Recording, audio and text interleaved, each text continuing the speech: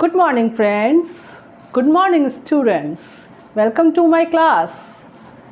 I am Kumari Guddi in front of you, and today I will take your English class of class 10 and unit 1. And the platform is, you all know, the Bihar Teachers History Makers. मेरा mobile मेरी शिक्षा। तो बच्चों, आज हम लोग अंग्रेजी का यूनिट 1 करेंगे, कक्षा 10। तो चलिए हम लोग करते हैं शुरू बिना समय को बर्बाद किए। सबसे पहला chapter, the name of the first chapter is the pace for living.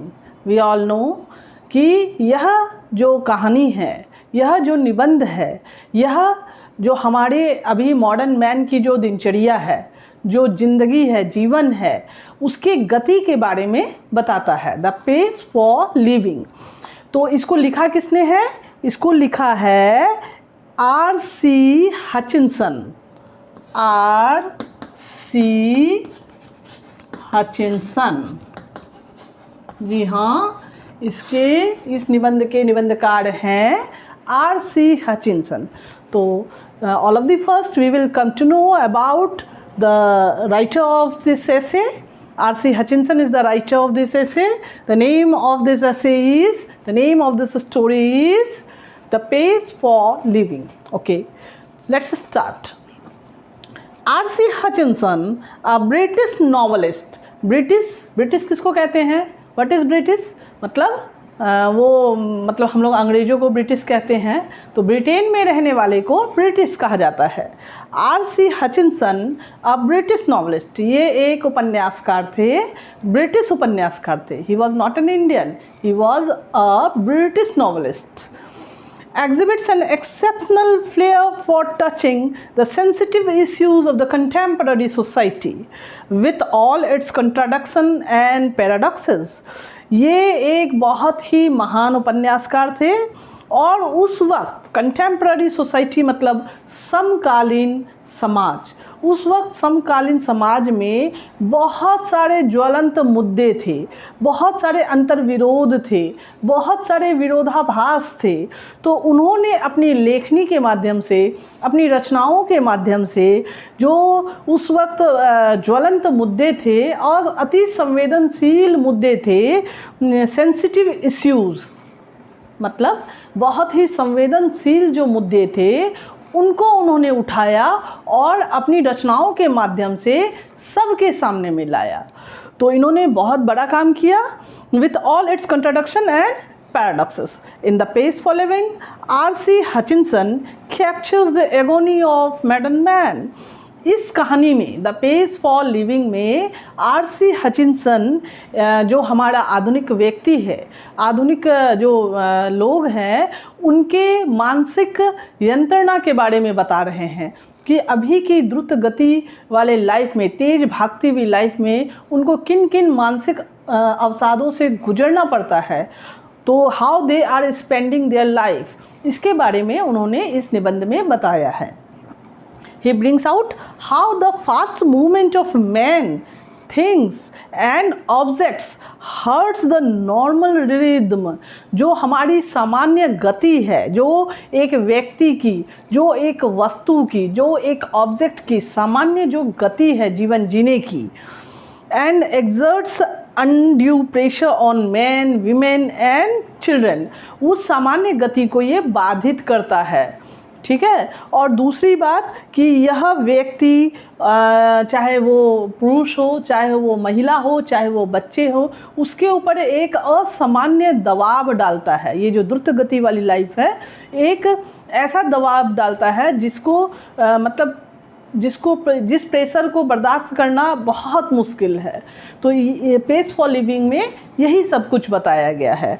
चलिए हम लोग आगे बढ़ते हैं कि इस द पेस फॉर लिविंग में क्या लिखा गया है। राइटर के बारे में हम लोगों ने जान लिया, कौन है, who is the writer of this story of this essay, R.C. Hutchinson. R.C. Hutchinson इसके नॉवलिस्ट हैं और इन्होंने लिखा है क्या वो एक इंडियन नॉवलिस्ट थे? Was he an Indian novelist? No, he was a British novelist. वो ब्रिटिश नॉवलिस्ट थे और समाज के ज्वलंत मुद्दों को अपनी रचनाओं के माध्यम से सबके सामने में लाते थे। तो चलिए पेस फॉर लिविंग को हम लोग देखते हैं, पढ़ते हैं, क्या है इसमें, what is there inside the essay, we will see. I saw a play in Dublin not long ago in which the chief character was an elderly corn merchant in a small Irish country town. मैंने एक play देखा, नाटक देखा Dublin में, बहुत पहले नहीं, हाल ही में देखा। In which the chief character was an elderly corn merchant, वो एक मक्के का व्यापारी था, बुज़ुर्ग मक्के का व्यापारी था और एक छोटे से आयरिश कंट्री में वो रहता था, छोटे से शहर में रहता था। ही was a man of many anxieties, वो बहुत परेशान रहता था। एंग्जाइटी मतलब क्या होता है? What is the meaning of anxiety?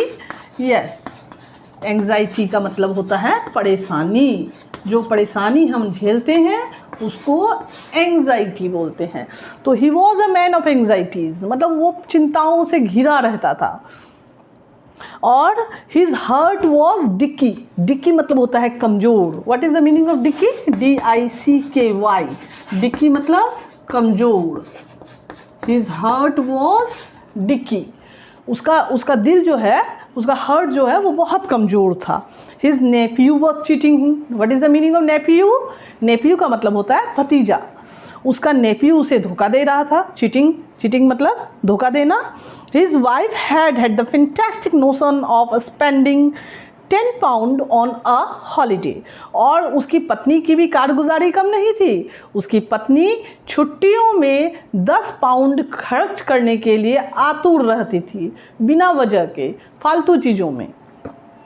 Altogether, the pace of life was getting too much for him.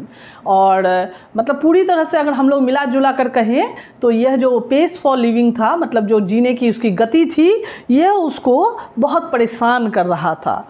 And in a moment of despair he uttered a great cry from the heart, और अवसाद के किसी पल में उसके मुंह से चीख भी निकल जाती थी। They tell me there is an aeroplane now that goes an 1000 miles an hour, now that's too fast.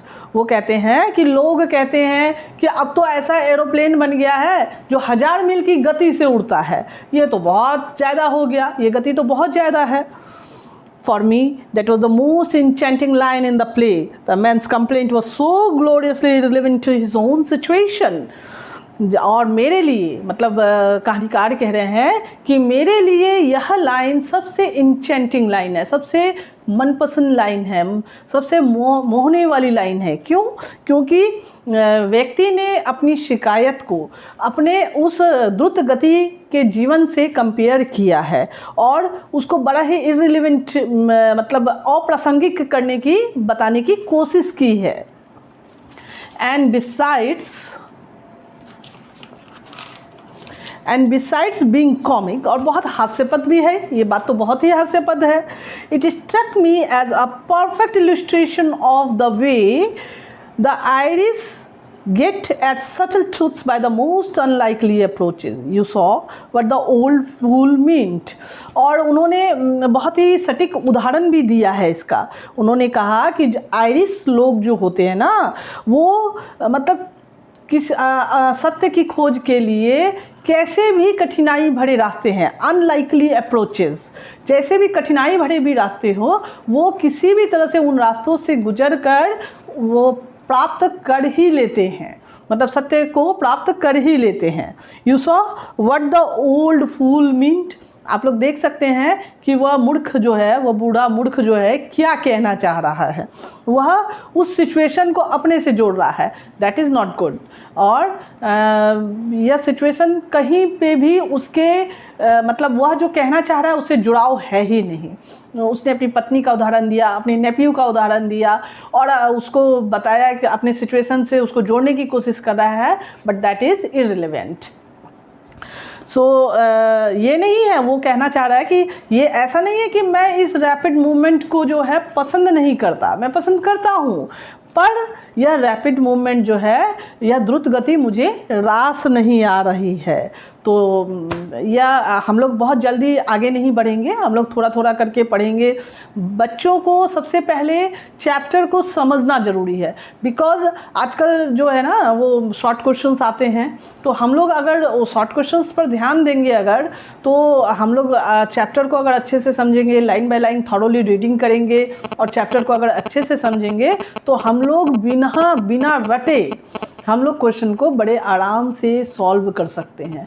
तो इसलिए line by line if you are getting the meaning from the chapter, you will very easily solve the questions related to that very chapter. Okay, students, in the next class we will complete this chapter. Till then,